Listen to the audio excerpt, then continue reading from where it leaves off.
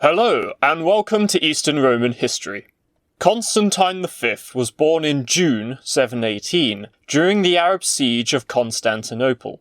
Theophanes, a historian from the 9th century, preserved a story that during his baptism, he defecated in the font of the Great Baptistry during the ceremony. In August 720, the toddler was crowned co-emperor with his father, Leo III. Growing up in the court of Leo III, as co-emperor, Constantine participated in the Battle of Acroinum in 740. At the battle, Leo III and Constantine led their armies to victory over the Arabs. The battle brought a temporary halt to raids by the Umayyad Caliphate, which they had perpetrated for the last 20 years almost unabated. Succeeding his father on the 18th of June 741, Constantine V prepared to launch an attack against the Arab Caliphate. His brother-in-law, Artabasdos, ambushed him while he assembled his forces. His brother-in-law, having triumphed over his young relative, proclaimed himself emperor. From 741 to 743, the two emperors fought a bitter civil war. Artabasdos was initially successful and seized control of Constantinople, but Constantine V eventually defeated and blinded Artabasdos and his sons. Shortly after the defeat of Artabasdos, Constantine V discovered a plot against him led by Sicinios, the strategos of the Thracian strategis. The conspirator had been one of Constantine V's chief supporters during the Civil War, which made his betrayal even more of a shock. Sicinios was tried and blinded. After the Civil War, Constantine V reorganized the moribund palace guard regiments of the Scolae and Excubators. These were reformed into a new elite branch of the army called the Tagma. 6 new regiments were created. The Excubators and Scolae became an elite cavalry corps of 4,000 men per Tagma, with an additional Tagma of the Watch as a reserve cavalry force. The Walls and Numera were 2,000-man infantry Tagmata tasked with garrisoning Constantinople. A new command was created from the strategis of Opsikion in Bithynia, called Optimaton. This province was unique in that it exclusively had Tagmata troops placed within it rather than regular soldiers. The Optimaton Tagma were a professional logistical corps for the army during a campaign. These Tagmata kept their role of imperial bodyguard. They also reduced the power of the Opsikion strategis, which had been a constant source of rebellion. To further reduce the risk of revolt, a Topoteretes was appointed as second in command of the Opsikion strategis. This officer served as a counterweight to the Count of Opsikion, who never again wielded the power he had during the 7th and early 8th century. Constantine's military reform strengthened his personal security as well as the army. The military law book, called the Soldier's Law, was likely promulgated during Constantine V's reign, as part of his military reform. He also created a set of laws appended to Leo III's law book, the Epilogue. These extra laws are collectively known as the Appendix Epilogae. The historian, Mike Humphreys, believes that Constantine V also authored the Farmer's Law. These were a set of laws prescribing life in the countryside. The Mosaic Law, which was a collection of laws from the Old Testament, was also likely promulgated by Emperor Constantine. If these propositions are correct, Leo III and Constantine V would be counted as 2 of the greatest Byzantine lawmakers since the age of Justinian the Great, an achievement not equalled until the reign of Basil I. In 746, Constantine V finally had time for his invasion of the Umayyad Caliphate. He took the cities of Germaniacia and Diocletian. Germaniacia was of special importance for the Isaurians, as Leo III had originated from that town. The captured settlements were impossible to hold long term. Instead, the Islamic inhabitants were returned to the Caliphate, the Christian population was evacuated to Thrace, and the city was razed to the ground. Meanwhile, Caliph Mulwar II sent a fleet to take Cyprus, but was intercepted by the Kyberaeot fleet at the Battle of Kyrenia. In 746, an outbreak of bubonic plague spread over Sicily, Calabria, Greece, and the Aegean Islands. The populations of these areas were decimated, especially Constantinople. The emperor moved to Nicomedia to escape the plague. He wrote letters and received reports from the capital to maintain his understanding of the situation during the plague. Patriarch Nikephoros gives a description of the mortality that struck the empire. Patriarch Nikephoros, Short History, Part 67. Now a great plague fell upon the imperial city and the surrounding lands, and wherever this destructive disease prevailed, it consumed and entirely annihilated all human beings. Only those who fled as far away as possible from those parts were able to be saved, surely by God's will. The pestilence was particularly intense at Byzantium. Frightful portents were suddenly to be seen. Cruciform markings appeared on men's garments and holy cloths upon doors and doorposts, and these phenomena aroused in everyone great fear and consternation, as if they were foreshadowing an instant doom. Being out of their wits through terror and subject to hallucinations, men imagined that they were being accompanied by certain hideous strangers, when they addressed as if these were known to them, and later recounted to others the words that had been spoken on the way. Others, terrified by phantasms, saw certain people striking one another with swords. And, indeed, most of these visions were fulfilled.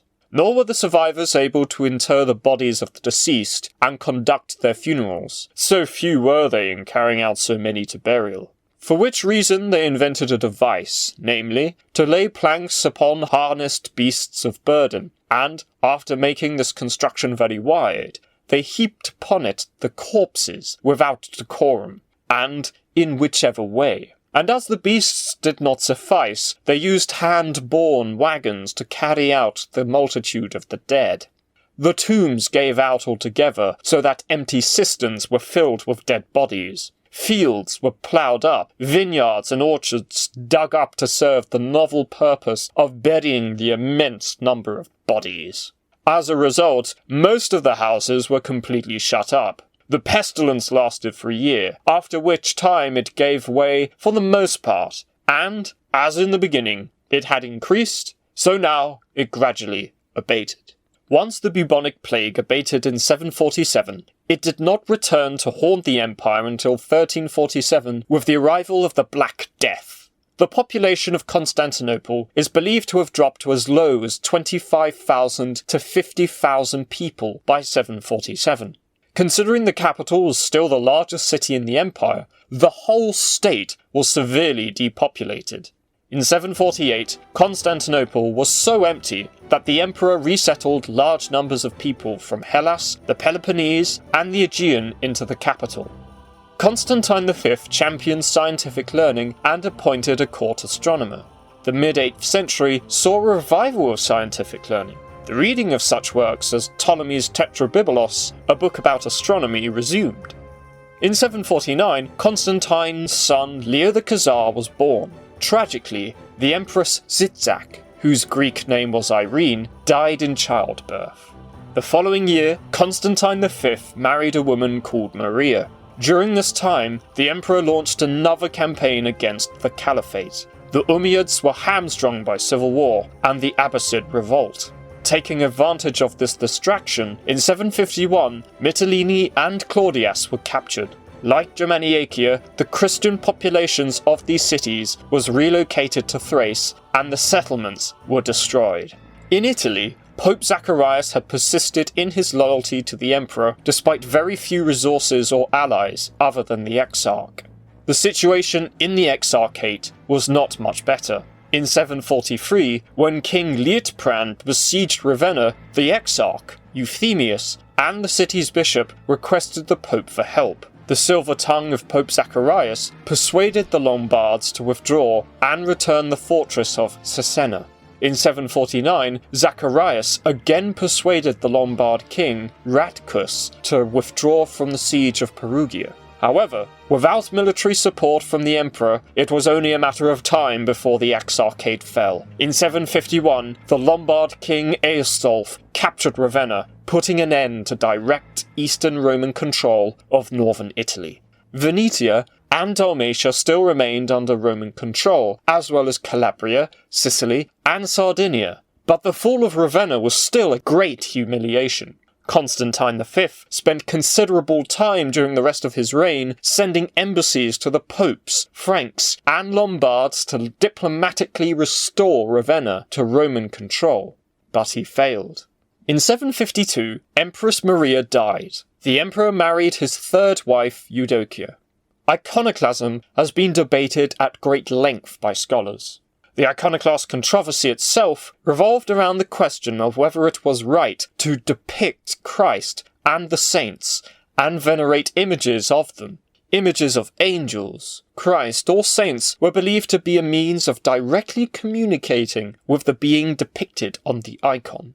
Iconophiles, such as John of Damascus, thought the practice was acceptable and had merit.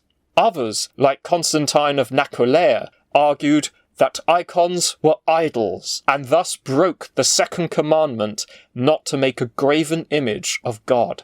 A flagrant breach with the divine was explained as the reason for the calamities of the previous century, as well as the death and destruction that had been wrought in the early 8th. The elaborate regalia of icons and their adoration made iconoclasts question whether people were worshipping God or the icons themselves. Constantine V and the Patriarch made preparations for a church council. From the 10th of February to the 8th of August 754, Constantine V held the council in the palace of Hierea near Chalcedon. Theodosius, the bishop of Ephesus, and the son of the former emperor Tiberius III, presided over the proceedings because the Patriarch had died. This Theodosius was not the same man as the Emperor Theodosius III of Adramyttium.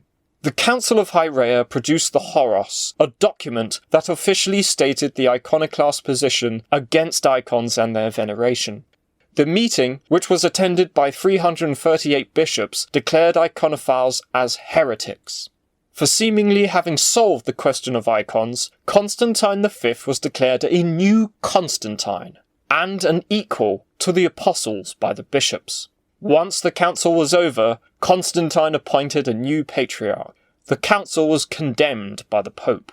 The eventual triumph of Iconophiles over iconoclasts led to a major rewriting of the empire's history during the Isaurian and Amorian emperors. Constantine V, remembered as the shit-named, was a destroyer of images, persecutor and humiliator of monks, iconophiles and nuns. He and his ilk were the closest thing to the persecutors of old, Nero, Diocletian and Galerius, as one could get. The truth regarding Constantine V and iconoclasm is nothing so sensational. Iconoclasm under Constantine V was widely supported by bishops and the general public. He faced very little opposition to his adoption and promotion of iconoclasm as Christian orthodoxy from either secular or clerical authorities. Stories of resistance were more the exception than the rule. These iconophiles were punished and exiled. Constantine V's persecution of iconophiles were often over a short period, discontinuous and inextricably related to serious political events such as the conspiracy of 766. Constantine V genuinely thought that icons and their veneration were an affront to God. He and several other clergymen, such as Stephen of Saba, were critical of some church and monastic practices that needed to be remedied. The destruction of images was also heavily exaggerated. Although some icons were certainly destroyed, many more were taken down, covered, or whitewashed. At the Council of Hierea itself, the iconoclasts banned the vandalism of church decoration. Most of his destructive activities and the removal of images coincided with the persecution of iconophiles during the conspiracies of the 760s. It is notable that the earlier history by the iconophile patriarch Nikephoros was far more balanced towards Constantine V and Leo III than the later Theophanes, whose account is far more polemical. Constantine V is known to have been a patron of art. The Church of St. Irene was rebuilt in Constantinople with its apse decorated with an iconoclast cross. The Isaurians preferred depiction of Christ. After the conspiracy of 766, the old mosaics in the Patriarch's Palace of St. Sophia in Constantinople were scraped off and new crosses added. Similar artwork was undertaken in the Church of St. Sophia in Thessalonica, the Koimesis Church of the Virgin in Nicaea, and elsewhere. In 755, Constantine led a campaign against the important fortress of Camaconn. He took the fortress and annexed it. Then he successfully captured Theodosiopolis. Its population was removed and he razed the settlement. The new Syrian and Armenian inhabitants of Thrace established new towns and farms. The repopulation of the area brought it back into direct Eastern Roman control. Emperor Constantine constructed a chain of forts and fortresses in Thrace and garrisoned them with soldiers. Alarmed at the new Eastern Roman presence in the Balkans, in 756 the Bulgars demanded the payment of tribute. Constantine V refused. The Bulgars retaliated by pillaging Thrace up to the Anastasian Long Wall. Honour satisfied, they returned to Bulgaria. Although hostilities had opened, Constantine V did not retaliate against the Bulgars until 759. Military operations continued in the east. In 757, a campaign was launched against Cilicia.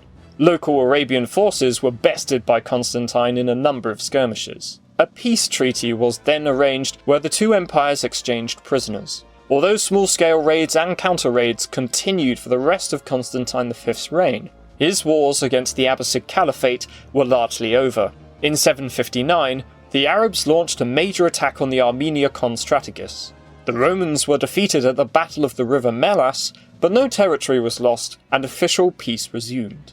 Constantine V achieved the stabilisation of the eastern frontiers on the near side of the Taurus Mountains. He removed the populations on the frontiers into Eastern Roman territory, bringing more taxes and manpower into the empire. An unofficial no man's land was established, making it difficult for large Arab armies to attack through. The Balkan frontier was bolstered, and what had been lost in Italy was gained in Thrace. The destruction of key cities meant that they could not be used by the Caliphate's forces as launching grounds for their jihads.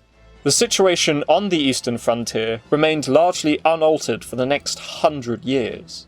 In 758 to 759, Constantine V led the Tagmata and Strategia against the Slavs of western Thrace. The Sclavania were small, pagan tribes of Slavs. These Slavic tribes had established themselves in the Balkans after the death of the Emperor Maurice at the beginning of the 7th century. The Emperor's expedition reimposed nominal Byzantine authority over the Slavs in the region, exacting taxes in kind from them. The general strategy of the Romans during Constantine V's Bulgar campaigns was a two-pronged assault by land and sea up the Black Sea coast. The Tagmata were sent in ships up the shore to the Danube Delta to devastate the area. Meanwhile, Constantine V personally led the rest of his army up the coast. In 759, Constantine V led his first campaign against the Bulgars. He later scored a crushing victory over the Bulgars at the Battle of Marcellae. Patriarch Nikephoros recorded the campaign in his short history, Part 73. He made an expedition against them by land and sea. Those who were embarked on the ships, which numbered 500, set sail by the way of the Euxine, and upon reaching the river Istros, burned the Bulgarian lands and made many captives, while the emperor himself joined battle with them at the so-called Marcellae. This is a fort lying near to the Bulgars. Put them to flight and killed many of them. Being thus worsted, they petitioned for peace and delivered hostages from among their children. Upon his victorious return to Constantinople, Constantine V had an iconophile monk called Andrew Calabaites whipped to death in the Hippodrome. The monk had denounced the emperor's iconoclasm and called him a second Valens and another Julian. Valens had been an Arian heretic, and Julian was a pagan. Andrew's seditions implied that Constantine V was at best a heretic and at worst not even a Christian at all. The Khan Venek made peace with the Romans, which lasted for 2 years. In 762, the Khan was hanged along with the rest of his family, being replaced by a nobleman called Telets. 208,000 Slavs fled the Balkans to escape the renewal of warfare. They were settled in the Opsikion Strategis and were assimilated into the Eastern Roman Empire. The Slavs were right to flee, as Telets invaded Thrace later that year. On the 30th of June 763, the Romans engaged Telets' army and his Slavic allies at the Battle of Anchialos. The two armies fought each other in a slogging match that lasted from the 5th hour until the evening. There were heavy casualties on both sides, but Constantine's forces finally prevailed. The victory was significant enough for him to celebrate a triumph in Constantinople. A great amount of loot had been taken, as well as many Bulgar prisoners. The latter he handed over to the mob for execution. Khan Telets was murdered by the Bulgar nobility for his defeat at Anchialos and replaced with Sabin. Khan Sabin sued for peace. Resentful Bulgar nobles were disgusted by the Khan's pacificity, so, not wishing to be lynched, Sabin fled to Constantinople. Bayan was then elected as the next Khan. Meanwhile, the Saracen fleet attacked Sicily, but local Roman forces defeated them. In 764, the chief of the Severii Slavs, who had been raiding Thrace, was captured. Thrace was also liberated from the terror of Christianos, leader of Skamaroi bandits. He was apprehended and made an example of. His arms and legs were cut off, and while he was still alive, was dissected by doctors to improve their understanding of human anatomy. He was then burned. Constantine V's next expedition in 764 devastated Bulgar towns and villages. In September 765, when Constantine returned to Constantinople, another Iconophile monk openly defied the orthodoxy of Iconoclasm. The monk, Stephen the Younger, was lynched by the Scolae. Constantine V then rooted out Stephen's friends and followers, including members of the army, monks, and officials. He had most of them exiled and executed several others. Constantine V then issued a command that everyone in the empire was to take an oath not to worship icons. In 766, Constantine invaded Bulgaria again, but many of his ships sunk as they anchored at Anchialos. Constantine had the dead sailors buried and called off the expedition. Blaming some Iconophile monks and nuns for the storm, he had them paraded through the hippodrome, who were heckled by the crowd. Then, in August, a major conspiracy was discovered against the emperor that involved a large number of important officials. Some of them included the counts of the Excubitors and Opsikion, the Patriarch, and the Strategoi of Thrace and Sicily, among others. Many Iconophiles and conspirators were implicated in the plot. Some were executed. Their property was seized, and many more were exiled. He had the conspirators paraded through the hippodrome in disgrace as well. The Opsikion Strategis was divided up once again, and a new Boukalerion Strategis was created. Devoted loyalists were appointed to major commands, such as Michael Lecanodrakon to the Thraxikion Strategis. In November 766, a major drought occurred in Constantinople. Its cisterns and baths were empty, and many of its usual water sources failed. To provide the capital with enough water, Constantine V undertook a major renovation of the Aqueduct of Valens, which had been broken since the Avar siege of Constantinople in 626. Theophanes recorded that he collected artisans from different places, and brought from Asia and Pontus 1,000 masons and 200 plasterers, from Hellas and the islands 500 clay workers, and from Thrace itself 5,000 labourers and 200 brickmakers. He set taskmasters over them, including one of the patricians. When the work had been completed, water flowed into the city. The scale of the project was monumental for the time. Not only was the aqueduct repaired, but bridges were restored and presumably other elements of infrastructure. Moreover, the swarm of workers involved in such a long stretch of waterway required the locals in Thrace to provide sufficient food, supplies, and lodging for thousands of workmen and their families. The project was impressive enough to be remembered in popular legends. The Gesta Episcoporum Neapolitanorum, a late 9th century chronicle, recorded how Constantine defeated a lion and a dragon during the construction of the aqueduct. The dragon is said to have descended on the aqueduct and killed many people with its poison breath. Emperor Constantine donned his armour and sword to kill the creature. We know he slew both the lion and the dragon, but the rest of the story is lost. The repair of the aqueduct was part of a series of building projects initiated by Constantine V. One of his other notable works was his repair of the Theodosian walls after the earthquake of 740. Major hostilities between the Romans and Arabs resumed in 768 when Caliph al-Abbas invaded the Armeniacon. He besieged Camaconn, but after a whole summer failed to take it and withdrew. At the time, Constantine V ransomed 2,500 captives from Slavic chiefs. The prisoners had been taken by the Slavs from the islands of Imbros, Tenedos, and Samothrace. An exchange of prisoners was also arranged with the Arabs. In April 769, he crowned his third wife Eudokia as Augusta. On the 17th of December, Leo the Khazar was married to Irene Sarantapachina. She was then crowned Augusta. In the new year, the Arabs sacked Laodicea in the Anatolikon Strategis. They then deported the population of the city. The Arabs launched another raid the following year, but the Romans retaliated with an invasion of Armenia. The Arabs attacked Psyche in the Kiberaeot Strategis. The Anatolikon, Armeniacon, and Boukalerion Strategia was sent to prevent them from escaping. However, the Arabs defeated the three Roman armies and returned home with their loot. The conflict with the Arabs abated, so Constantine V returned to campaigning against the Bulgars. In 772, he led a campaign against them and won a major victory at the Battle of Lithosauria. He campaigned again in 773, and then led another attack which was concluded by 774. The emperor led one final expedition against the Bulgars in 774 to 775. The fleet was damaged by a storm near Mesembria, and so Constantine decided to cancel the invasion. Khan Telerig offered to defect to the Romans, and asked who the emperor's spies were in Bulgaria.